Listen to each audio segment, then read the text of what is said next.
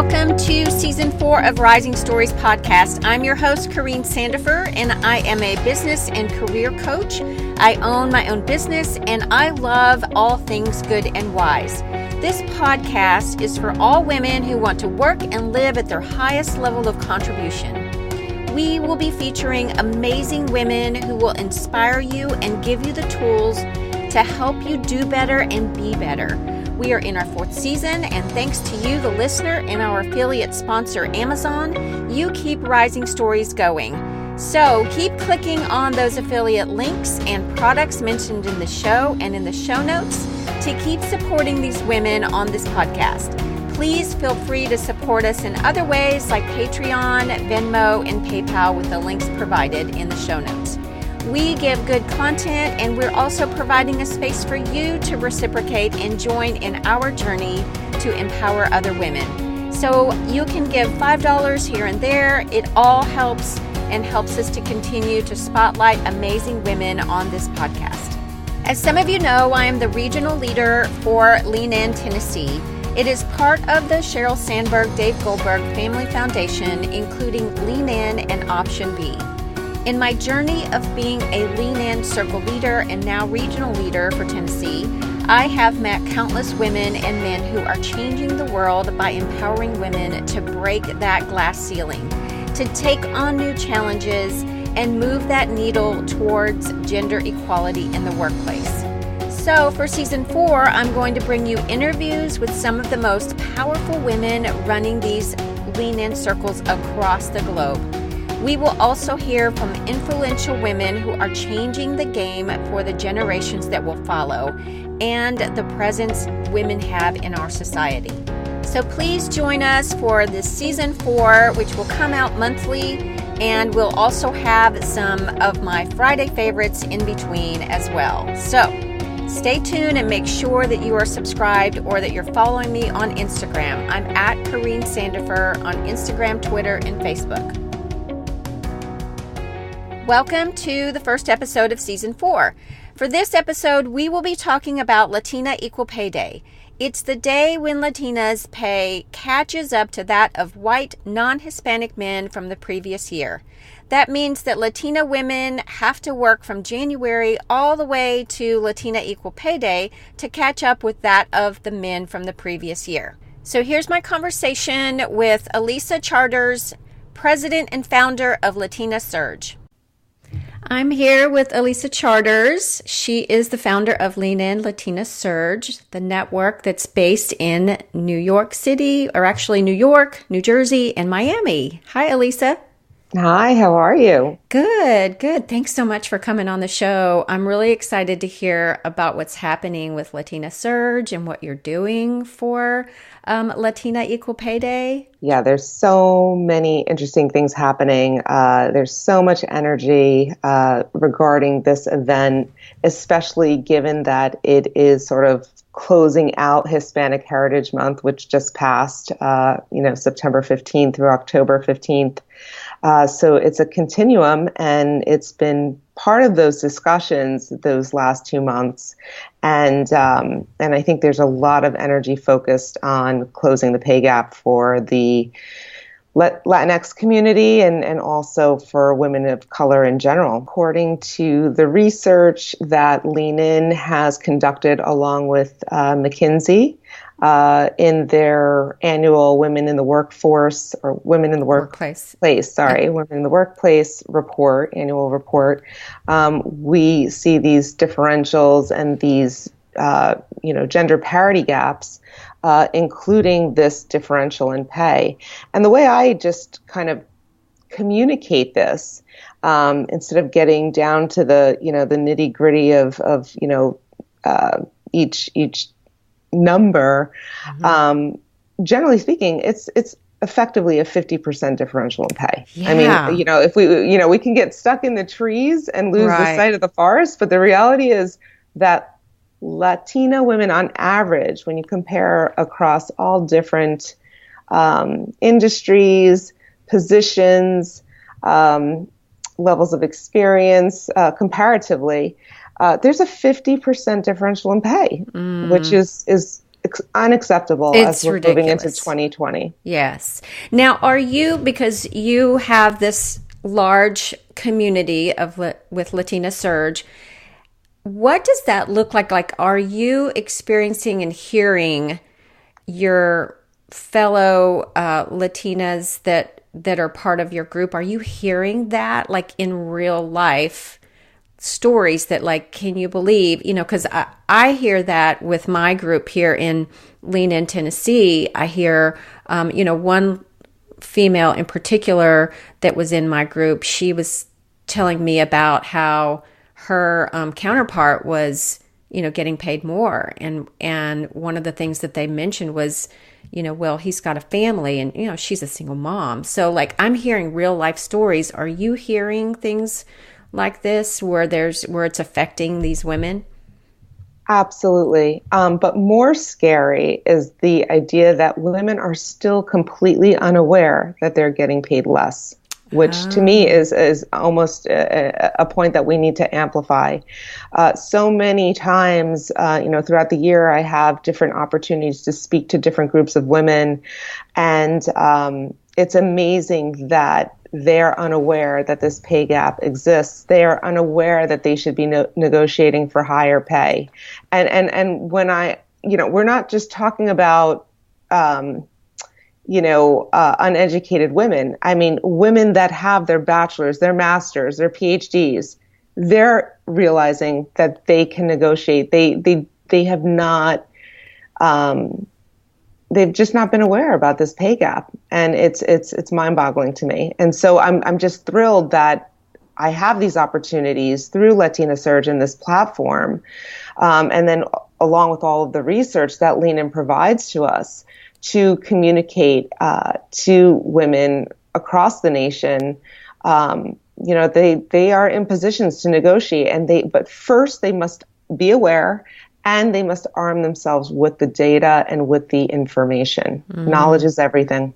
So true. So true. And have you heard some good success stories yet?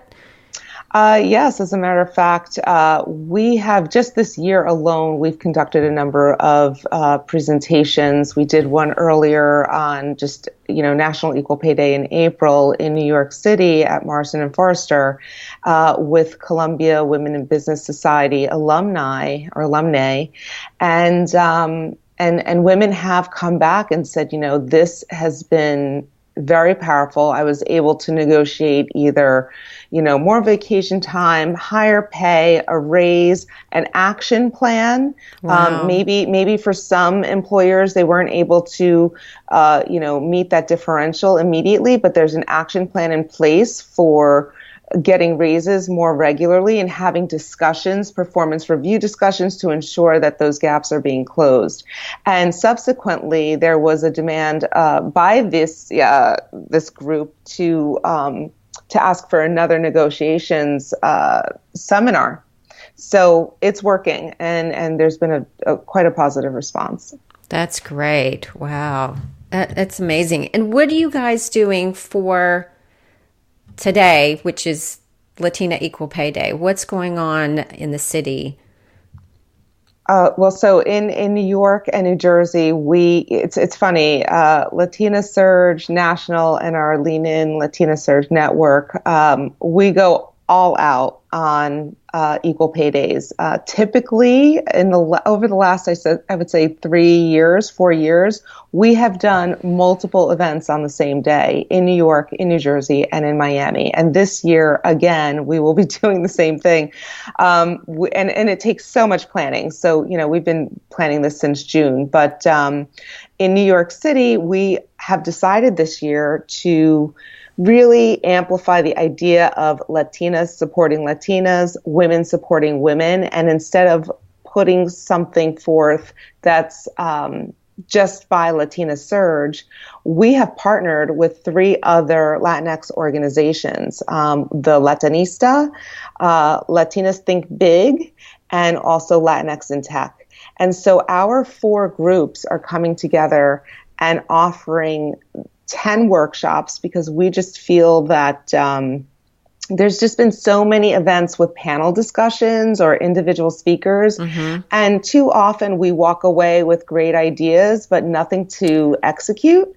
And so we really wanted to focus on doing these breakout workshops where we would do an hour and a half workshop where women who and men, attendees who participate in these workshops can actually walk away with an action plan. They can hit the ground running starting 2020. Wow, that's great. So we have 10 workshops. Some of them are regarding C-suite development. So if there are like executive vice president level individuals or even entrepreneurs who, have a decent revenue stream, are managing, 15 plus employees, they really need to gear themselves up to be the best, CEO or C-suite executive. And this C-suite training is really going to prepare them for that. So there are, I'm sure many directors of diversity and inclusion just through the work that we're doing. Many of these women aspire to be a chief diversity officer. So this is the type of training that's really going to teach them what their value proposition is and how, what the SWOT analysis is on a personal level and a professional level and how they can take themselves to the next level to, really be part of that representation that we are all seeking. That's awesome. I love that you're actually giving them tools that they can take, because so often, yes, we do have speakers in some of these, when we get together with our networks and circles, but I love that you're giving them something that they can take with them. And that's so valuable. Love that. I should also add, this whole pay parity and generation of wealth, it transfers across all generations. It's not just, working women who are, in their 30s and 40s, right now, or 20s, 30s, and 40s. It translates to all generations. And we are also doing a workshop with AARP New York. And the title of that is Living Smarter, Living Longer. And basically, we're encouraging individuals to bring along their abuela or their abuelo or a family member. So often the Latinx community culturally has to take care of their family members, not just physically and emotionally, but financially. Right. And so we are really trying to give them a roadmap to help their family members, which in turn will also help their own wealth generation, since the planning will affect both.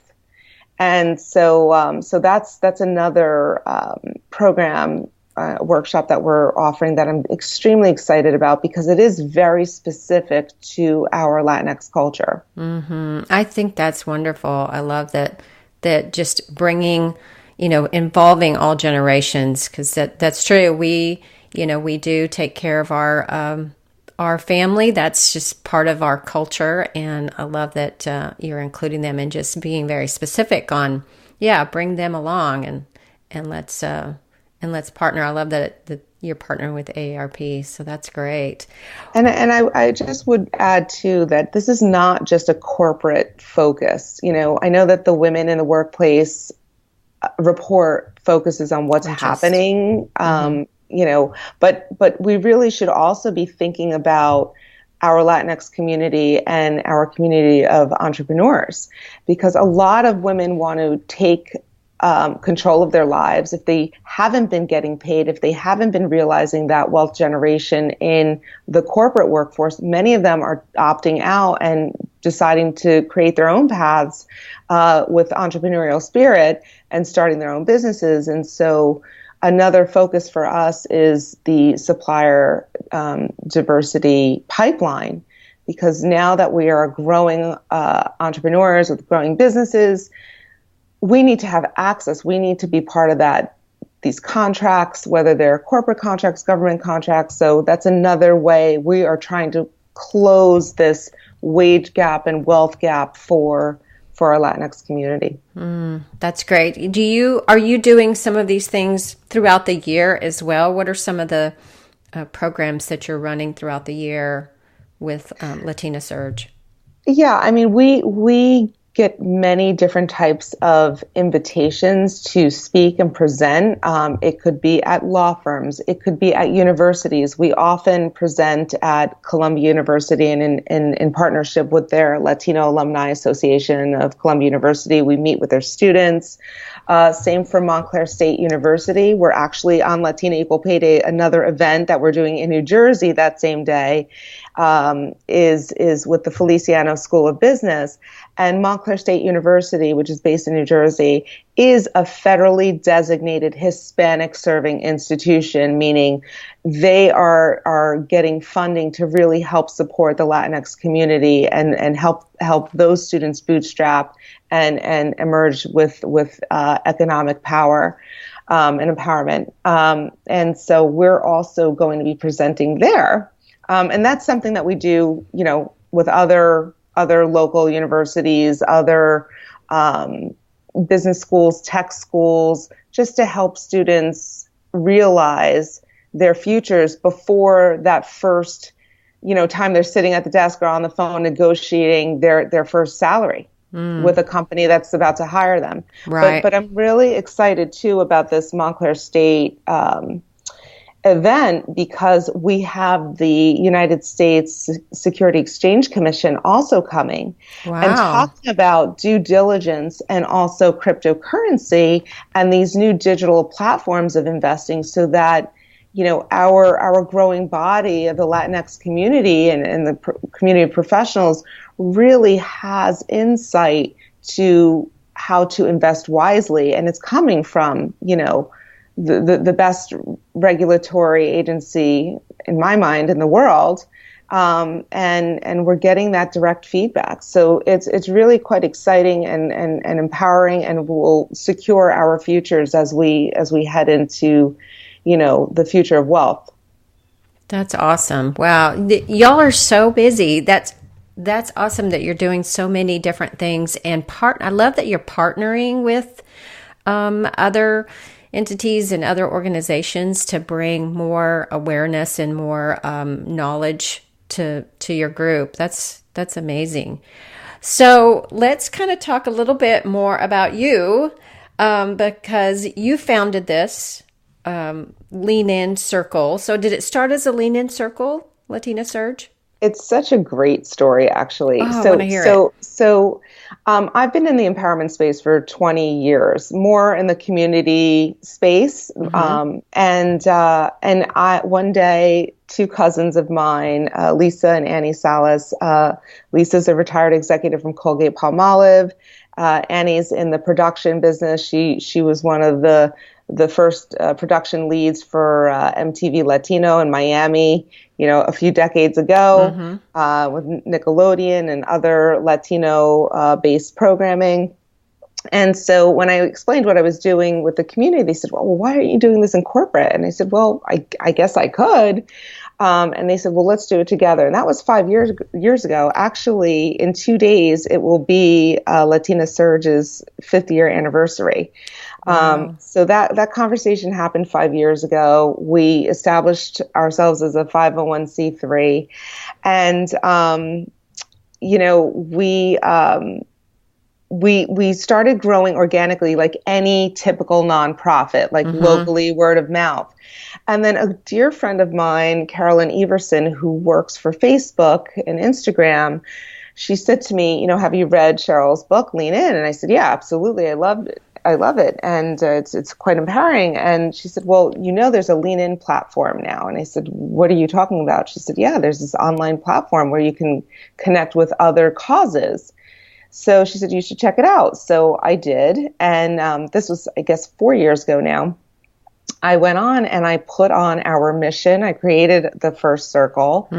And something amazing happened. People just started joining left and right. And we quickly grew to 200 members. Wow. And I think that captured the attention of Lean In. And that's how we wound up getting invited to the Lean In Leadership Conference. We started, getting involved with these Equal Pay Day campaigns. We really put our best foot forward. We did a lot of different events in New York, New Jersey, and Miami as we grew. And And that's how it all started. And this platform has been quite amazing because it just has connected us in such an impactful way, where before it was just word of mouth, a friend of a friend, whereas now this is something where people are finding us, and really the mission is resonating with people, and people are joining our organization. And I think that holds true with so many of our Lean In sister circle organizations, like Lean In Women of Color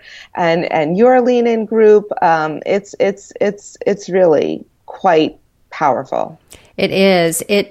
I feel like, I get emails every day almost, people wanting to join our Lean In Tennessee, and they're just, they're hungry these women are hungry for connection and community and like-mindedness and empowerment. And so, I get these quick little notes of why they want to join, and it's so encouraging, and this is why I continue to do it every year, because it's just an amazing organization, and to provide the space and the knowledge, like we were talking about earlier with the women in the workplace study, and the stats that come along with that. Just knowledge is empowering. So I love that you guys are doing all that you're doing to empower these women to go out and ask for those raises and make a better life. Really is what we are looking for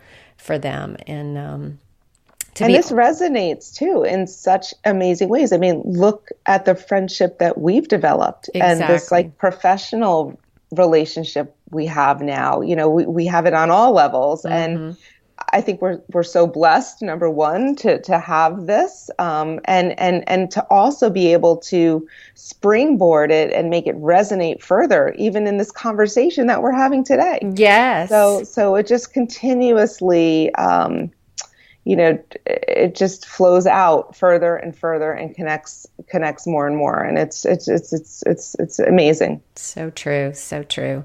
So Elisa, tell me, what is the best business advice you've ever gotten? I would say to be honest, and to show up. That's good.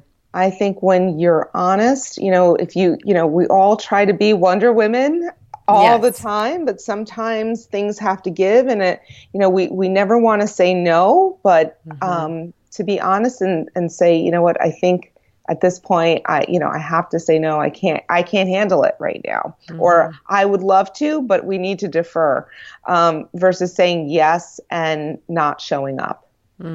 That's really good. Trust is everything. And the more we find people that we can trust and work with, the more powerful we can be collectively. What are you looking forward to in 2020 for yourself professionally, and also for Latina Surge? Well, as I said, it's been 5 years. I've been the president for 5 years. It's been a lot of devotion. This has gone beyond a full-time job, to be quite honest. And I'm proud to do it. And I'm so passionate. I think I would have burned out a lot sooner and maybe pivoted if I wasn't so passionate about this work. But as you know, volunteerism does take a toll. There is burnout that happens. And I think I need to give myself some space to grow in other directions. And so I really want to pass the torch at this point to allow someone else to also grow and learn as a leader. And that's really always been my mantra, that we have to, and a lot of this comes from the junior league training that I've gone through. It's all about training others to take on new leadership and where they can also grow. And I really do want to step aside, not in the sense of step out. I want to step aside to support someone else and help someone else grow in this role and make it, I guess, evolve into what the demand and need is for the next 5 years. So I think that is one of my goals for 2020. I have two kids that are in high school, Remy and Lucian. My daughter's a junior, and I really want to be present this year and next year, meaning 2020, 2021, her last 2 years of school. And my son is right behind her by a year. So I really want to embrace this time with them. So I really want to try to get back to my family roots. Yes, yes. And balance that out a little, because balance is better. I totally get that. In fact, I did the same thing for my son's. It was one of those. So I'm a coach, and so sometimes I try to coach myself, but I have these conversations that I would normally have with a client, just like, what is missing? Why are you striving? And I realized that I was very much wanting to be home more with my son, or not necessarily home, but just being present more. Because I a lot of the things like we were talking about earlier, you go out and you're speaking. I do the same thing, and I do workshops, and a lot of times it's in the evening after work. A lot of times it's in the afternoon, and then I don't get situated myself for spending time with the family at night. So all that was kind of coming to play. And I thought, if I could just scale back just a little bit, in my work, which I can do just by not taking, so many clients or whatever. If I can just scale back, I think I'm going to be happier. And so I did that. And I'm so thankful that I did, because, now he's in college, and, I'm ramped it back up, and I've got more clients than I have ever had. But back then it was so nice to be able to kind of scale back. Of course, being a business owner and just kind of working for myself, I was able to do that. But yeah, I mean, and I guess my advice to people that have a 9-to-5 type job is, you can still scale back, just with, extracurricular activities, and saying no to some of the things so that you can say yes to whatever it is you're wanting to give space and time for, like you were saying. So I think that's excellent. Exactly. And, I do have a business also. I'm an entrepreneur, and I've had a business for the last 10 years, and it's also growing. So I'd like to try to cultivate that a little bit more. Yeah. And lastly, and most importantly, I think, as it relates to Latina Surge, the whole idea of Latina Surge, the reason why it has Surge at the end of it is because the whole idea is to get women to realize that we can surge and reward companies, products, individuals, ideas to have positive outcomes. So, we have all of these reports, like the Women in the Workplace report, and we have other reports like Senator Menendez's Diversity and Inclusion report. We have the ACER reports, which is Hispanic Association of Corporate Responsibility, where there's all of this performance data, and yet we as women don't stop to realize what that data says or utilize it with our purchasing power to reward those companies that are really holistically supporting us.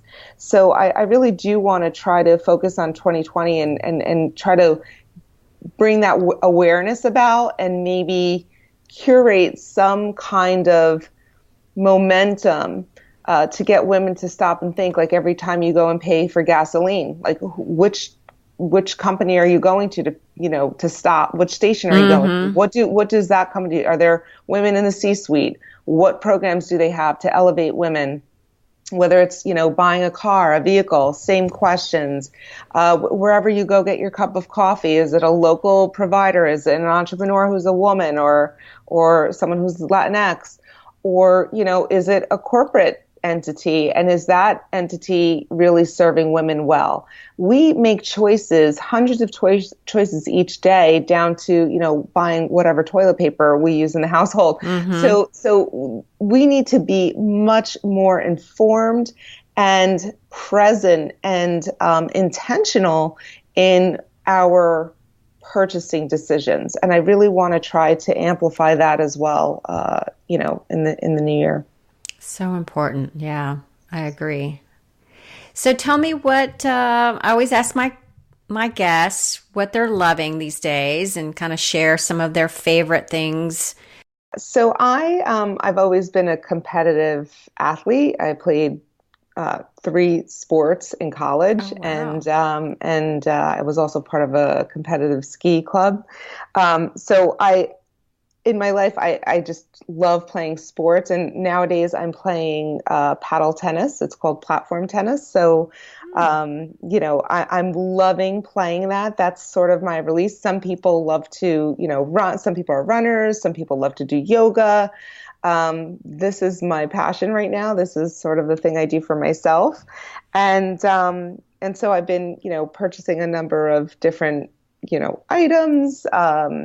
Gear, Online yeah. here. Amazon is a very quick Oh, I love Amazon. resource to purchase things. Hmm. So I've been, whether it's paddle balls, sneakers. There's specific sneakers that you need. So these are Awesome. the things that I've been purchasing. But I also have to say what I loved is for Hispanic Heritage Month, we participated in a number of school events for my kids' schools, and it's great to see that the schools are really embracing Hispanic Heritage Month and doing cultural events. And our family was responsible for bringing something to eat, and so I decided I'm Peruvian. My Hmm. mom's Peruvian. She was born in Peru, but raised here in the U.S. And as a tradition, we make these cookies called alfajores, and they're basically butter cookies with dulce de leche Oh, in yum. them, and they're decadent and they're delicious, and everybody loves them. And I'm so excited because finding dulce de leche, especially from Argentina, trying to import it from Argentina, was a little bit tough, and I was able to find the exact brand that we typically use on Amazon as well. So that was really Oh, awesome. perfect. Wow. What is it called? It's just Um, dulce de well, leche. it's just dulce de leche, but you know what? I would suggest, if anybody wants to buy dulce de leche, they should really try different brands because Hmm. everybody likes a different texture or taste. Some are darker, some are lighter, consistencies and flavors. If anybody wants to try it, they Yeah. should go online and get some samples of. Yeah, I'll get the link from you because I would like to try that specific one. Oh, sure, And sure. and for those who don't know what dulce de leche is, it's I guess to describe it best, it's like a bit of like a caramel Yes, consistency, yes. kind of It's like a caramel sauce, so Yes, to it's like speak. like sort of a milk-based Hmm. cream sauce. It's thick enough that you can spread it on cookies or toast. Hmm. It's almost like it's almost like like Nutella, Yes, yes. but a caramel form. Awesome. Yeah, that sounds delicious. Well, thank you so much, Elisa, for coming on. This has been so great to hear all the things that you're doing, and I'm so glad that you're at the helm of doing all these great programs for women and encouraging them. And I'm so honored to know you and to support you in whatever way I can. So I'm excited to hear what's around the corner for you and for Latina Surge. So thanks so much for doing all that you do. Thank you so much for this opportunity to just explain all of this, great experience. And I just have to say one last time, this is not about me. This is about we. Hmm. And none of this could be accomplished over the last 5 years if it wasn't for all of the dedicated men and women who volunteer their personal time to really change this narrative. So my heart goes out to all of them and appreciation, certainly. Absolutely. Thank you to them. Applause, applause. Because it's true. You just don't, we can't do it alone without all of the countless hours and of the volunteers that are out there. So thanks so much for coming on. Thank you.